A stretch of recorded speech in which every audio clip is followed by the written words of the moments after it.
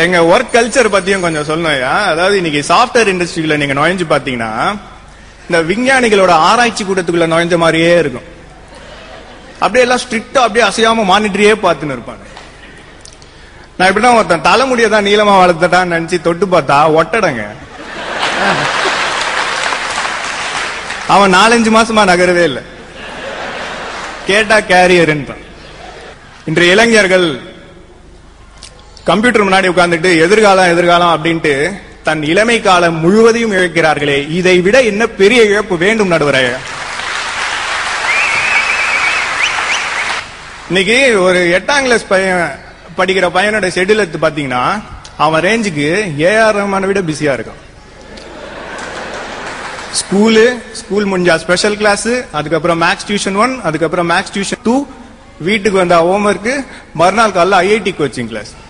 அவன் 8வது தாங்க படிக்கிறான். அவன் ஒரு பெரிய இன்ஜினியர் ஆகணுன்றது அவனோட கனவு இல்லைங்க, அவங்க அப்பாவோட கனவு.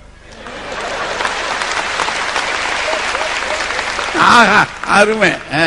குண்டு குண்டு புக்கா வாங்கி தராரு என்ட்ரன்ஸ் எக்ஸாமுக்கு. இப்படி படிக்க அவன ரோபோவா?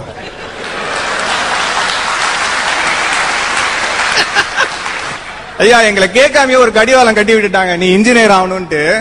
நாங்கள் பந்தயத்தில் ஓடி ஜெயிக்கக்கூடிய குதிரை தான். ஆனால் எங்க வருத்தம் எல்லாம் என்னன்னா அந்த இலக்கை நாங்கள் தேர்ந்தெடுக்கவில்லை. எங்கள் பெற்றோரின் விருப்பத்திற்காக ஓட துவங்கி இந்த வாழ்க்கையின் மிக முக்கியமான ஓட்ட பந்தயத்தில் எங்கள் சுயத்தை இழந்து விடுகிறோமே, இதுதான் எங்கள் முதல் பெரிய இழப்பு.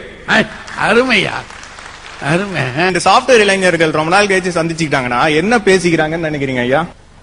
நீ எந்த கம்பெனில இருக்க? ஓ ஓகே. ஆன்சைட் போயிட்டு வந்துட்டியா? போயிட்டு வந்துட்டேன். ஓஎம்ஆர்ல ஒரு பிளாட் வாங்கியிருப்பேன்னு நினைக்கிறேன். வாங்கிட்டேன்.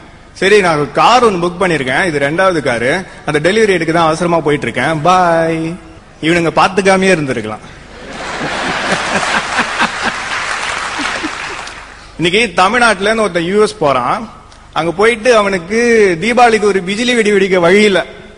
ஆனா ஹாப்பி நியூ இயருக்கு கேக் வெட்டிட்டு இங்கிலீஷ்காரனுக்கு கேக் வெட்டிட்டு இருக்கான்.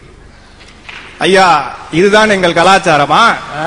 இதுதான் நாங்க ஃபாரின்ல போயிட்டு கொடி நடுற விஷயமா? இன்றைய இளைஞர்கள் நாங்கள் காதலில் சுவாரஸ்யம் இழந்து விட்டோம்.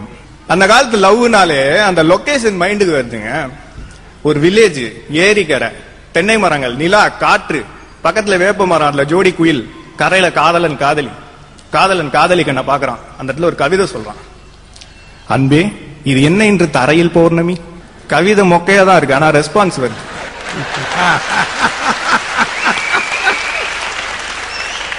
அவ ஆஹா இது என்ன இன்று என் முன் சூரியன். இவர் அப்படியே அடுத்த கட்டத்துக்கு போறாரு, நமக்கு இடையே தென்றல் தேவையா? அவ இந்த கேள்வி தேவையா? இதுக்கு மேல அங்க டைலாகே இல்லையா, ஒன்லி சைலன்ஸ். நம்ம அப்படியே அந்த ஜோடி குயில காட்டுறோம், சீனை கட் பண்றோம். இப்படி எப்படி இருக்கு?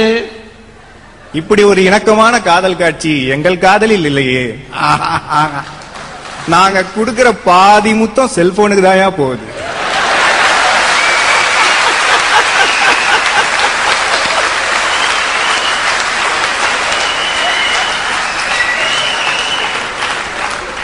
நீங்க நின்னு நிதானமா 2 வருஷம் செஞ்ச காதல நாங்க 2 நைட்ல பேசி முடிச்சிடறோங்க. 3வது நாள் பேச விஷயம் இல்ல.